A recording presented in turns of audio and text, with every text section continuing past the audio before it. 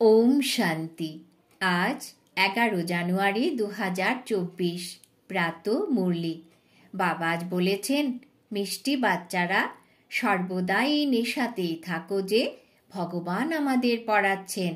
আমাদের এই student life হলো দ্য বেস্ট। আমাদের ওপরে এখন বৃহস্পতির দশা রয়েছে। আজকের প্রশ্ন, কোন বাচ্চাদের সকলের ভালোবাসা প্রাপ্ত হয়? উত্তর, যারা অনেকের কল্যাণের নিমিত্ত হয়। যাদের কল্যাণ হয়েছে তারা বলে যে তুমি হলে আমাদের মা। তাই নিজেরা নিজেদের দেখো যে আমরা কতজনের কল্যাণ করছি, বাবার মেসেজ কত আত্মাদের দিতে পারছি। বাবাও হলেন পয়গম্বর। বাচ্চারা, তোমাদেরও বাবার পয়গম দিতে হবে। সবাইকে বলো যে দুজন পিতা রয়েছে। অসীম জগতের পিতাকে স্মরণ করো আর অবিনাশী উত্তরাধিকারকে স্মরণ করো। আজকের গীত, তুমি প্রেমের সাগর, তব প্রেমের এক বিন্দুর পিয়াসী মোরা। ওম শান্তি। আত্মাদের পিতা বসে আত্মারূপী বাচ্চাদের রোজ রোজ বোঝান যে বাচ্চারা আত্ম অভিমানী হয়ে বসো। এই রকম যেন না হয় যে বুদ্ধি বাইরে এদিকে ওদিকে ঘুরতে থাকে। একমাত্র বাবাকে স্মরণ করতে হবে। তিনি জ্ঞানীর সাগর, প্রেমের সাগর। বলা হয় যে জ্ঞানের এক ফোঁটাও অনেক। বাবা বলেন, মিষ্টি মিষ্টি বাচ্চারা, আত্মিক পিতাকে স্মরণ করো, তবেই তোমরা এই অবিনাশী উত্তরাধিকার পেয়ে যাবে। অমরপুরী বৈকুণ্ঠে চলে যাবে। এছাড়া এই সময় তোমাদের মাথার ওপরে যে পাপের বোঝা রয়েছে তা নামিয়ে ফেলতে হবে। নিয়ম অনুসারে, বিবেক অনুসারে বাচ্চারা তোমাদের বোঝানো হয়। যিনি উচ্চ থেকে উচ্চে ছিলেন তিনিই অন্তিমে নিচে তপস্যা করছেন। রাজযোগের তপস্যা একমাত্র বাবাই শেখান।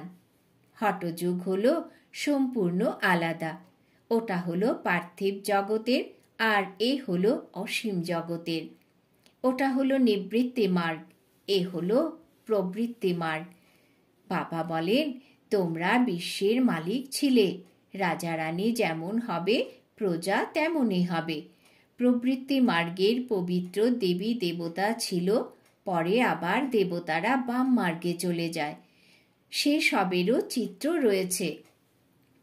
অত্যন্ত অশোভন চিত্র বানায়, যা দেখতেও লজ্জা করে, কারণ বুদ্ধিও সম্পূর্ণ ভ্রষ্ট হয়ে যায়। বাবার উদ্দেশ্যেই বলা হয় যে তুমি হলে প্রেমের সাগর। এখন প্রেমের তো এক ফোঁটা হয় না। এ হলো জ্ঞানের কথা। তোমরা বাবাকে জেনে বাবার থেকে অবিনাশী উত্তরাধিকার নিতে এসেছ। বাবা সদ্গতি জ্ঞান দেন। শুধু শুনলেই কি সদ্গতিতে আসতে পারবে? না, পারবে না। বাচ্চারা, এখান থেকেই তোমাদের নতুন দুনিয়ায় যেতে হবে।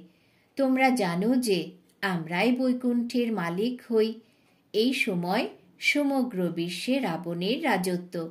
বাবা এসেছেন তোমাদের বিশ্বের রাজত্ব দিতে। তোমরা সকলেই বিশ্বের মালিক ছিলে। এখনো পর্যন্ত চিত্র রয়েছে। এছাড়া লক্ষ বছরের কোনো কথাই নেই। এ কথা সম্পূর্ণ ভুল। বাবাকে সদা রাইটিয়ার্স বলা হয়। বাবার দ্বারাই সমগ্র বিশ্ব ধর্মনিষ্ঠ হয়ে যায়। এখন সব হলো আনরাইটিয়ার্স। এখন বাচ্চারা, তোমরা বাবার থেকে অবিনাশী উত্তরাধিকার নিচ্ছ। এও কিন্তু ড্রামায় ফিক্সড হয়ে রয়েছে।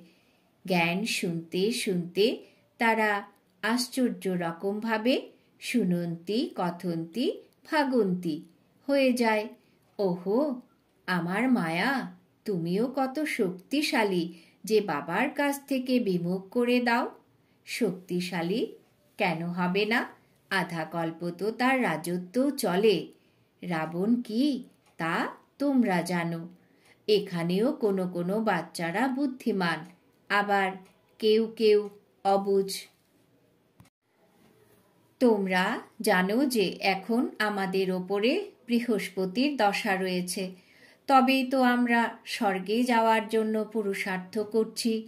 মানুষের যে মৃত্যু হয়, কিন্তু তারা তো স্বর্গে যাওয়ার জন্য কোনো পুরুষার্থ করে না, শুধু এমনি বলে যে স্বর্গে গেছে। তোমরা জানো যে সত্যি সত্যি স্বর্গে যাওয়ার জন্য আমরা পুরুষার্থ করছি, অথবা স্বর্গের মালিক হওয়ার জন্য পুরুষার্থ করছি। এমন কখনো কেউ বলে না যে ইনি স্বর্গে যাচ্ছেন, বরং তারা বলবে যে এটা কি বলছো, মুখ বন্ধ করো। মানুষ তো পার্থিব জগতের কথা শোনায়, বাবা তোমাদের অসীমের কথা শোনায়। বাচ্চারা, তোমাদের অনেক পুরুষার্থ করা উচিত। নেশায় অত্যন্ত বিভোর হয়ে থাকা উচিত। যারা কল্পপূর্বে পুরুষার্থ করেছিল, যে পদ প্রাপ্ত করেছিল, তাই পাবে। বাচ্চারা, অনেকবার তোমাদের মায়ার ওপরে বিজয় প্রাপ্ত করিয়েছি, পুনরায় তোমরা পরাজয় বরণ করেছ। ড্রামা এইভাবেই তৈরি হয়ে রয়েছে, তাই বাচ্চাদের অত্যন্ত খুশি হওয়া উচিত। তোমরা মৃত্যু লোক থেকে অমর লোকে যাচ্ছ। Student life is the best. এই সময়ই হলো তোমাদের শ্রেষ্ঠ জীবন। একে কোনো মানুষ জানে না, স্বয়ং ভগবান এসে তোমাদের পড়ান। এটাই হলো সর্বাপেক্ষা শ্রেষ্ঠ ছাত্র জীবন। আত্মাই পড়ায়, আবার বলে যে এর নাম অমুক। আত্মাই শিক্ষক, তাই না? আত্মাই শুনে তা ধারণ করে, আত্মাই শোনে, কিন্তু দেহ অভিমানের কারণে বুঝতে পারে না। সত্যযুগে বুঝতে পারবে যে আমরা অর্থাৎ আত্মারা এই শরীর প্রাপ্ত করেছি, আর এখন বৃদ্ধাবস্থা। অতি শীঘ্র সাক্ষাৎকার হবে যে এখন আমরা এই পুরানো বস্ত্র পরিত্যাগ করে নূতন পরব। ভ্রমরের উদাহরণও এখানকার। এখন তোমরা জানো যে আমরা হলাম ব্রাহ্মণী। ড্রামার পরিকল্পনা অনুসারে যারাই তোমাদের কাছে আসে তাদেরকে ভুঁ ভুঁ করো।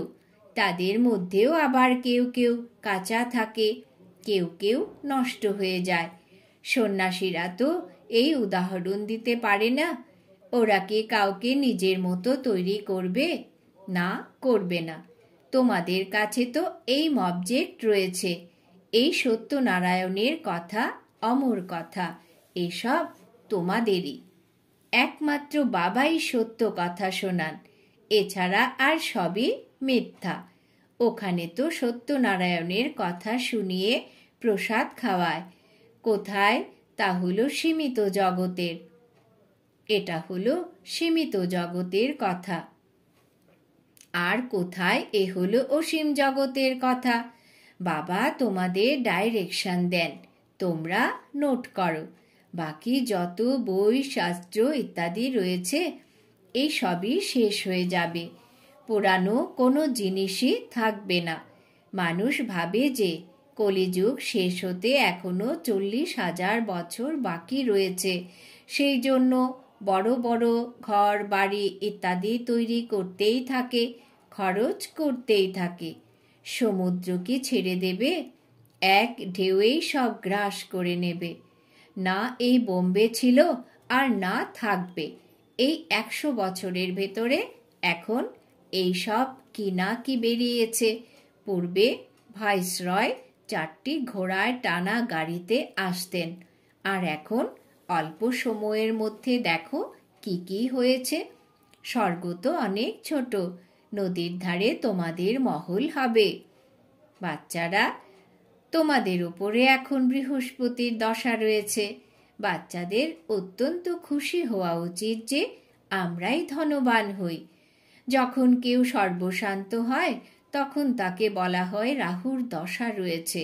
তোমরা নিজেদের দশায় প্রফুল্ল থাকো। ভগবান অর্থাৎ বাবা আমাদের পড়ান। ভগবান আর কাউকে পড়ান কি?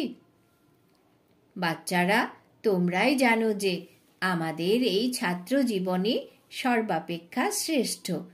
আমরা নর থেকে নারায়ণ, বিশ্বের মালিক হই। এখানে আমরা রাবণ রাজ্যে এসে আটকে পড়েছি, পুনরায় যাই সুখধামে। তোমরা হলে সঙ্গম যুগী ব্রাহ্মণ, ব্রহ্মার দ্বারা স্থাপন হয়। একজনে কি হবে? না, তা হবে না, অনেকেই হবে, তাই না? তোমরা খুদার খিদমতগার হও। খুদা স্বর্গ স্থাপনের জন্য যে সেবা করেন, তোমরা তাতে সাহায্য করো। যারা অনেক সাহায্য করবে তারা উচ্চপদ প্রাপ্ত করবে। না খেতে পেয়ে কেউ মরবে না। এখানে তো ফকিরদের কাছেও যদি খোঁজ করো তবে হাজার হাজার টাকা বেরোবে। তাই ক্ষুধার্ত হয়ে কেউ মারা যেতে পারে না। আর এখানে তোমরা বাবার হয়েছ। যদিও বাবা গরিব, তবুও কিন্তু যতক্ষণ না পর্যন্ত বাচ্চারা খাবার পায় ততক্ষণ নিজেও খান না। কারণ বাচ্চারা হলো ওয়ারিশ, তাদের প্রতি ভালোবাসা রয়েছে। ওখানে তো গরিবের কোনো ব্যাপারই নেই। প্রচুর আনাজ থাকে, অগাধ ধন থাকে। ওখানকার লালন পালন দেখো কত সুন্দর। তাই বাবা বলেন যে যখনই অবসর পাবে তখনই লক্ষ্মীনারায়ণের চিত্রের সামনে গিয়ে বসো। রাতেও বসতে পারো। এই লক্ষ্মীনারায়ণকে দেখতে দেখতে শুয়ে পড়ো। ওহো, বাবা আমাদের এই রকম তৈরি করেন। আমরা এরকম অভ্যাস করে দেখো যে কত আনন্দ হয়। বাবা বলেছেন তোমরা এরকম অভ্যাস করে দেখো কত আনন্দ হয়। তারপর আবার সকালে উঠে অনুভব শোনাও। লক্ষ্মীনারায়ণের চিত্র আর সিঁড়ির চিত্র সকলের কাছে থাকা উচিত। স্টুডেন্টরা জানে যে আমাদের কে পড়াচ্ছেন। ওনার চিত্র রয়েছে। সমগ্র বিষয়টি হলো পড়ার ওপর। স্বর্গের মালিক তো হবে, বাকি পদ প্রাপ্তির আধার হলো পঠন পাঠনের ওপর। বাবা বলেন এই পুরুষার্থ করো যে আমি হলাম আত্মা, শরীর নই। আমি বাবার কাছ থেকে অবিনাশী উত্তরাধিকার নিচ্ছি। বিশেষ কিছু কঠিন নয়। মাতাদের জন্য তো খুবই সহজ। পুরুষেরা তো কাজকর্মে চলে যায়। এই এইম অবজেক্টের চিত্রের ওপর তোমরা অনেক সার্ভিস করতে পারো। অনেকের কল্যাণ করলে তারা তোমাকে অনেক ভালোবাসবে। তারা বলবে যে তুমি তো আমাদের মা, জগতের কল্যাণের জন্য মাতারা তোমরা নিমিত্ত হয়েছ। নিজেদের দেখতে হবে যে আমরা কতজনের কল্যাণ করেছি, কতজনকে বাবার সংবাদ দিয়েছি। বাবাও পয়গম্বর, আর কাউকে পয়গম্বর বলা যাবে না। বাবা তোমাদের মেসেজ দেন যা তোমরা সকলকে শোনাও। অসীম জগতের বাবা আর অবিনাশী উত্তরাধিকার স্মরণ করো। 84 চক্রকে স্মরণ করো। তোমরা হলে পয়গম্বর, বাবার সন্তান। তাই সবাইকে বাবার সংবাদ দাও। সকলকে বলো তোমরা তোমাদের দুজন পিতা রয়েছে। অসীমের পিতা তো সুখ আর শান্তির আশীর্বাদ দিয়েছেন। আমরাই সুখধামে ছিলাম, আর বাকি সবাই তখন শান্তিধামে ছিল। তারপরে আবার জীবন মুক্তিতে আসে। এখন আমাদের ফিরে যেতে হবে। তারপর আবার সেখানে আমরাই বিশ্বের মালিক হব। কথাতেও রয়েছে বাবা তোমার থেকে আমরা বিশ্বের রাজত্ব পাই। সমগ্র ধরনী, সমুদ্র, আকাশ আমাদের হতে থাকবে। এই সময় আমরা বাবার কাছ থেকে অবিনাশী উত্তরাধিকার নিচ্ছি। তোমরা হলে গুপ্ত ওয়ারিয়ার্স, শিব শক্তি সেনা। এ হলো জ্ঞান কাটারি, জ্ঞানবান। ওরা তো দেবীদের স্থূল হাতিয়ার দিয়ে দিয়েছে। ভক্তিমার্গে কত মন্দির বানানো হয়েছে, কত চিত্র ইত্যাদি রয়েছে। তবেই তো বাবা বলেন যে ভক্তিমার্গে তোমরা সব টাকা পয়সা শেষ করে দিয়েছ। এখন এই সবই শেষ হয়ে যাবে, ডুবে যাবে। তোমাদের সাক্ষাৎকারও করিয়েছি যে ওখানে কিভাবে খনি থেকে হিরে জহরত নিয়ে আসে। কারণ সব কিছুই তো মাটির তলায় চাপা পড়ে যায়। বড় বড় রাজাদের কাছে নিচে গুপ্ত রত্ন ভাণ্ডার থাকে, ওই সব কিছুই নিচে চলে যাবে, যা পরে তোমাদের কারিগররা গিয়ে নিয়ে আসবে। স্বর্গের দৃশ্য আজমেরে শনি মন্দিরে গেলে দেখতে পাওয়া যাবে, তাই না? বাবা বলেছিলেন মিউজিয়ামও এই রকমই তৈরি করো, স্বর্গের ফার্স্ট ক্লাস মডেল তৈরি করা উচিত। বাচ্চারা, তোমরা জানো যে এখন আমরা নিজেদের রাজধানী স্থাপন করছি। পূর্বে কিছুই জানা ছিল না, এখন জানতে পারছি। এমনও নয় যে আমরা প্রত্যেকের ভেতরে কি আছে তা জানি। কোনো কোনো নবিকারীও আসতো, তাদের বলা হতো কেন আসো? তখন বলতো যে এখানে আসবো তবে তো বিকার থেকে মুক্ত হব, আমি অত্যন্ত পাপী আত্মা। তখন বাবাই বলেন যে আচ্ছা, তোমার কল্যাণ হোক। মায়াও অত্যন্ত প্রবল। বাবা বলেন বাচ্চারা, তোমাদের এই বিকারের উপর বিজয় প্রাপ্ত করতে হবে, তবেই জগৎজিৎ হবে। মায়াও কম নয়। এখন তোমরা পুরুষার্থ করে এই রকম লক্ষ্মীনারায়ণের মতো হও। এনাদের মতো সৌন্দর্য আর কারুর হতে পারে না। এটাই হলো ন্যাচারাল বিউটি। প্রতি 5000 বছর পরে স্বর্গের স্থাপনা হয়, পুনরায় 84 জন্মের চক্রতে আসতে হয়। তোমরা লিখতে পারো, এ হলো বিশ্ববিদ্যালয় তথা হসপিটাল। একটি স্বাস্থ্যের জন্য আর একটি ওয়েলথের জন্য। হেলথ, ওয়েলথ, হ্যাপিনেস 21 জন্মের জন্য এসে প্রাপ্ত করো। ব্যবসায়ীরাও নিজেদের বোর্ড লাগায়, ঘরেও বোর্ড লাগানো হয়। যারা সদা নেশায় বিভোর থাকবে তারাই এরকম লিখতে পারবে। যারাই আসবে তাদেরকেই বোঝাও, তোমরা অসীম জগতের বাবার কাছ থেকে অবিনাশী উত্তরাধিকার নিয়েছিলে, পুনরায় 84 জন্ম নিয়ে পতিত হয়েছ। এখন পবিত্র হও, নিজেকে আত্মা নিশ্চয় করো, বাবাকে স্মরণ করো। বাবাও এমনই করেন। তিনি হলেন 1 নম্বরের পুরুষার্থী। অনেক বাচ্চারা লেখে যে বাবা ঝড়ঝাপটা আসে, এমন এমন হয়। আমি লিখি, আমার কাছে তো সব ঝড়ঝাপটা সবার আগে আসে। আমি প্রথমে অনুভবী হলে তবে তো বোঝাতে পারবো। মায়ার কাজই তো হলো এটা। এখন বাবা বলছেন, মিষ্টি অতি প্রিয় বাচ্চারা, এখন তোমাদের ওপরে বৃহস্পতির দশা রয়েছে। তোমাদের নিজেদের জন্মপত্রিকা ইত্যাদি আর কাউকে দেখাবার প্রয়োজন নেই। বাবা সব কিছু বলে দেন। ওখানে আয়ু বড় হয়। কৃষ্ণকেও মানুষ যোগেশ্বর বলে। কৃষ্ণকে যোগ শিখিয়েছেন যোগেশ্বর, তাই এরকম হয়েছেন। কোনো মানুষ সন্ন্যাসী ইত্যাদিদের যোগেশ্বর বলা যাবে না। তোমাদের ঈশ্বর যোগ শেখান, তাই তোমাদের যোগেশ্বর যোগেশ্বরী নাম রাখা হয়েছে। এই সময় জ্ঞানেশ্বর জ্ঞানেশ্বরী হলে তোমরাই। পুনরায় ওখানে গিয়ে রাজ রাজেশ্বরও তোমরাই হবে।